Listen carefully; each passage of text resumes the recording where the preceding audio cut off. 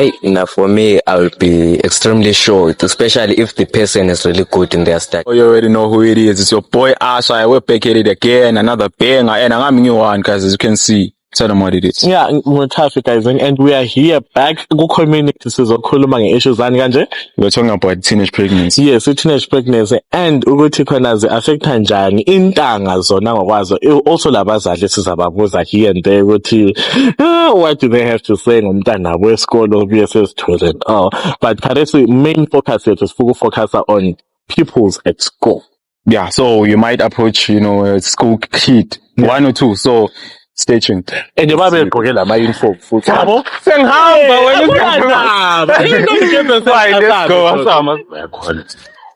Thina abadala umntwana avusanga umhlukumeze.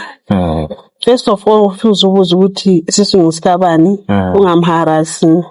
Ubuze in polite way ukuthi umntwana engasuke siyenzani sazibulala ngaphandle ekuchazele kuhle. Njalo thina ezabazali sifundisa ukuthi umntwana noma engabe ele pregnancy avusanga ube lolaka. Futhi umbuze kuhle wenze ukuthi engabi le fear leyana ezamforce ukuthi yenze something wrong. Okay, alright. So ishi yakhona ihandlwa kahle wonke ama-issues ngathi abanjwa kuhle kumbe akhona amanye angabanjwa kuhle vele ahle suke abantwana ngegcine besezibulalela wona.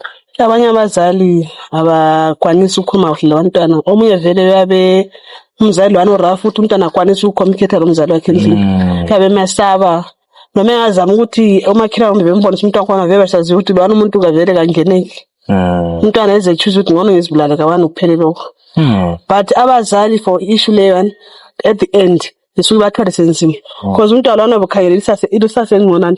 But ungamgcina umphathe kuhle uyakwazi uba nengane mbisele back esikoleni because abaningi vele babuyela esikoleni belezingane. Okay. But wena umzali ungazehlisa nje ukhuluma kuhle ngane yakho yakwazi ukuthi ubuyela esikoleni yenze le into abuyifisa empilweni. But uma umharasa ilosi kuwe wena mzali.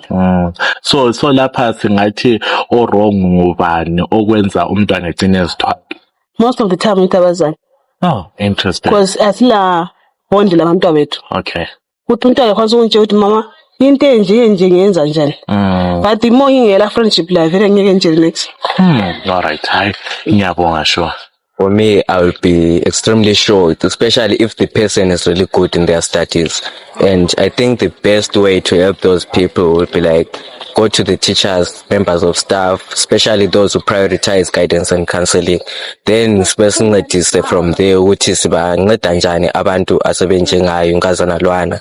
And then other than ukutshela abangani, I think it's best aqale ngabazali bakhe because friends will like give a bad advices like terminating the pregnancy.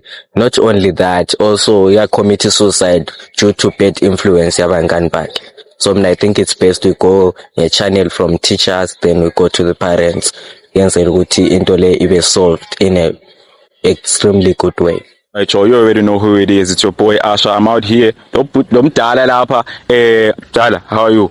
Fine, and you? All right. I wanted to ask you about issue teenage. How would you address such a situation? Okay, that's fine. Mina evuta uCove Africa Theatre vele ngisebenza lama teenagers lama youth. So if it comes to a situation whereby kubuya i-situation enjalo, I think it is very much wise ukuthi siqalise involve i-community around the issue because kunzima uku-appreciate kumbe accept ukuthi umntwana sezithwele nxa esesemncane.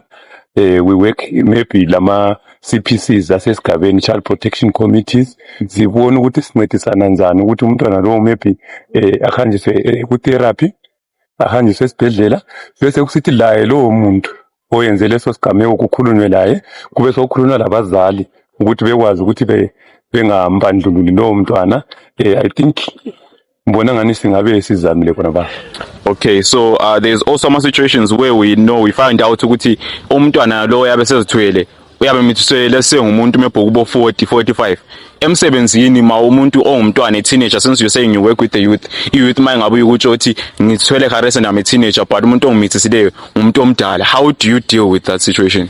What is trying to inspire ama youth thina kasifuni ukuthi abantu abadala vele bengene ebantwaneni. Kahle umuntu omdala mayesengene ebantwaneni kuba ngama methods of the law. Thina siyabe sesikuthatha sikuse ezandleni zamapholisa. Oh yeah, what's up guys? That's Vela Khona. As you can see, I heard a lot of insights, a lot of people talked about a lot of things. We touched on a lot of things. What else did you hear, bro?